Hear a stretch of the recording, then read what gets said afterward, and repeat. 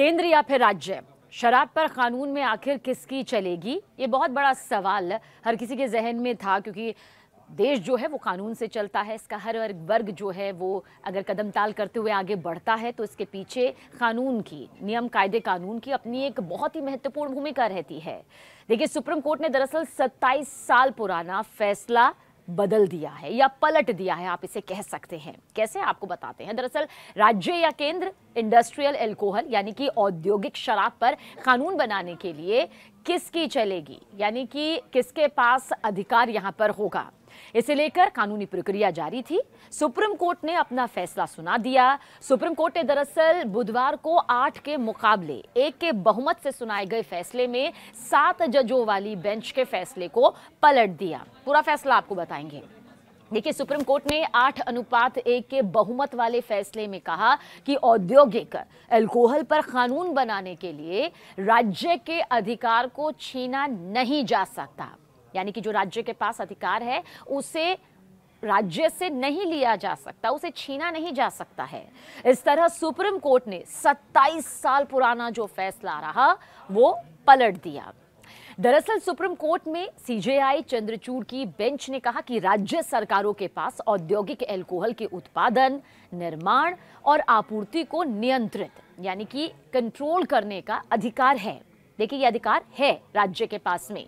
साल 1997 यानी कि 1997 में 7 जजों वाली बेंच ने फैसला सुनाया था कि केंद्र सरकार के पास औद्योगिक अल्कोहल के उत्पादन पर नियामक शक्ति है, और इस मामले को साल 2010 में 9 जजों वाली पीठ के पास भेज भी दिया गया था। सुप्रीम कोर्ट में बुधवार को 9 में से 8 जजों की तरफ से फैसला लिखते हुए चीफ जस्टिस डीवाई चंद्रचूड़ ने कहा कि केंद्र सरकार के पास ये अधिकार नहीं है। हालांकि 9 जजों वाली सुप्रीम कोर्ट की बेंच में जस्टिस बीवी नागरत्ना ने बहुमत के फैसले से असहमति यहां पर जताई और उन्होंने अपना फैसला अलग सुनाया। यहां बताना ये जरूरी है कि औद्योगिक अल्कोहल मानव उपभोग के लिए नहीं होता है।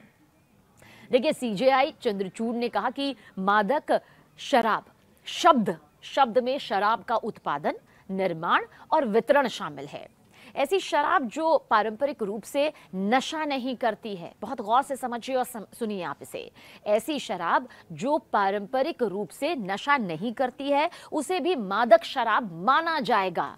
9 जजों की संविधान पीठ याचिकाओं के एक समूह पर सुनवाई कर रही थी और इससे पहले 7 न्यायाधीशों की संविधान पीठ ने राज्य सरकारों के खिलाफ फैसला सुनाया था।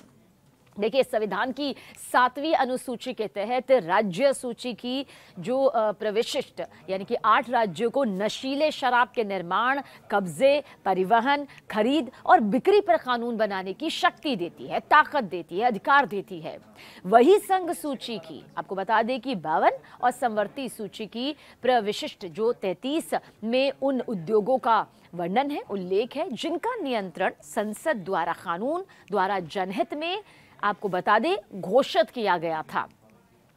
संसद और राज्य विधानसभाएं दोनों ही समवर्ती सूची में उल्लेखित विषयों पर कानून बना सकती है, लेकिन राज्य के कानून पर केंद्र सरकार के कानून को प्राथमिकता दी जाएगी। तो ये बड़ा फैसला, और जिस फैसले को पलटा गया, एक 27 साल का लंबा वक्त, जिस फैसले को सुप्रीम कोर्ट ने यहां पर बदल दिया। तो यानी अब ये साफ है, मोटी बात जो ये है कि राज्य का जो अधिकार है उसे छीना नहीं जा सकता है। जो अधिकार राज्य के पास है, जो हमने शुरुआत में ही आपको बता दिए, और अगर आपको अब भी नहीं समझ आया तो एक बार फिर से वीडियो को दोबारा देखिएगा। आप वो अधिकार जिसका वर्णन, जिसके बारे में पूरी डिटेल हमने आप तक पहुंचाई है, उसको लेकर कहा है कि ये छीना नहीं जा सकता है।